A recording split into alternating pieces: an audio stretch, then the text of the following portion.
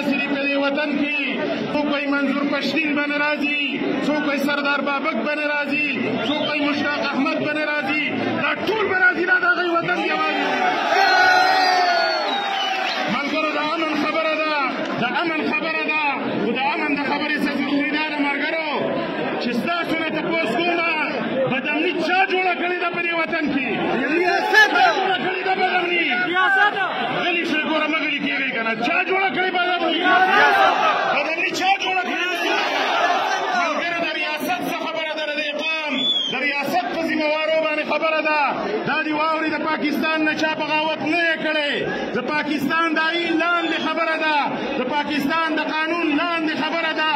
د باجوړ نه تر وزیرستانه پورې 15 آرمي او د FC وینګونه ناست دي. 30 زره د لیویز لښکر ناست دی. دا د دې دپاره ناست دی چې امن به راکوي. د دې ناکامي چې راځي دا واورئ لوز جنالو دا آخري پاڅون نه دی. بیا به راوځو انشاءالله د دې خاورې نه. ملګرو ډېره مننه کوو ستاسو، سلام پیش کوو ستاسو دې جذبې ته. خو قامي مسله د امن ده.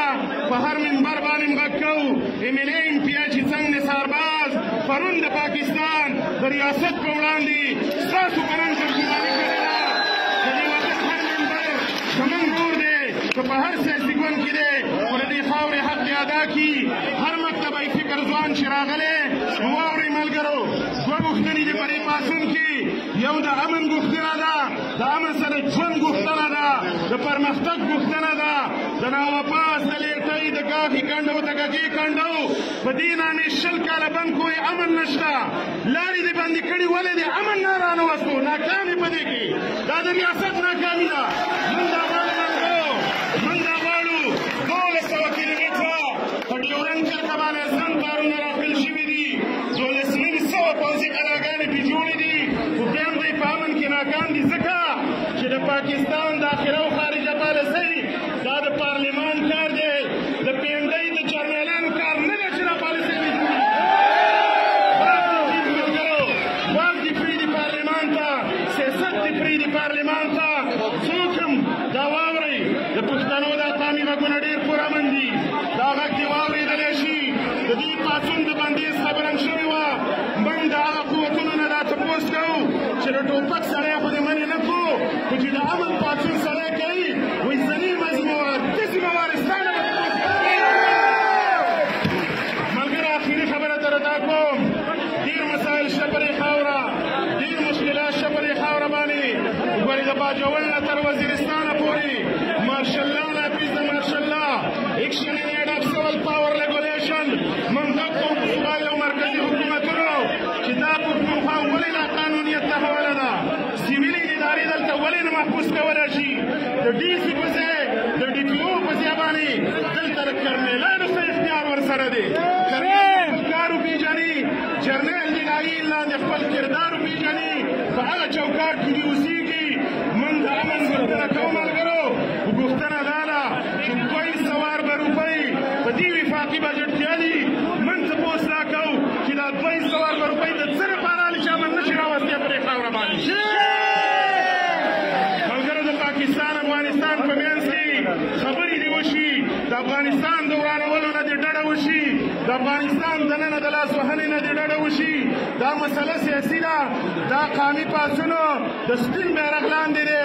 خو دا یاد لرئ ګورئ دا سیاسي پاڅون دی، دا قامي پاڅون دی. مسله په دې خاوره باندې سیاسي ده. د پاکستان په واکدارانو باندې غږ کوو چې علامه اقبال ته قومي شاعر واوئ. خو د علامه اقبال هم نه منئ. د علامه اقبال خیروالي وایي ځکه که نه بنګال مات شوی دی. پاکستان دې جرنیلانو بللی دی سرټیفاید غداران، سیاستمدار نه دي. دا جرنیلان سرټیفاید غداران. علامه اقبال 100 کاله وړاندې ویلي ویل آسیا یک پیکر آب و گلاس ملت افغان درا پیکر دلاس عشق شادی و کشادی آسیا عشق فسادی و فسادی آسیا. افغانستان مه ورانوئ، ایشیا به ورانه کوي. افغانستان جوړ کوي، ایشیا به جوړه کوي. افغانستان هم زموږ دی.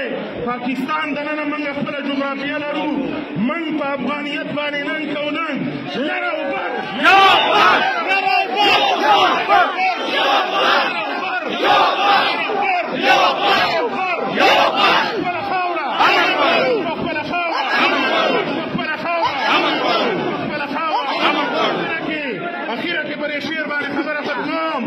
پنجاب کې امن دی، په پښتونخوا کې ولې امن نشته، په لاهور کې امن دی، په وزیرستان باجوړ کې ولې امن نشته، په فیصل آباد ګوجرانواله کې انډسټریل زونونه دي، په سوات او پېښور کې ولې انډسټري نشته دی. موږ سوالي نه په دې وطن کې دا پښتانه دي څوک غلامان نه ګڼي، بلوچ هم دي څوک غلامان نه ګڼي.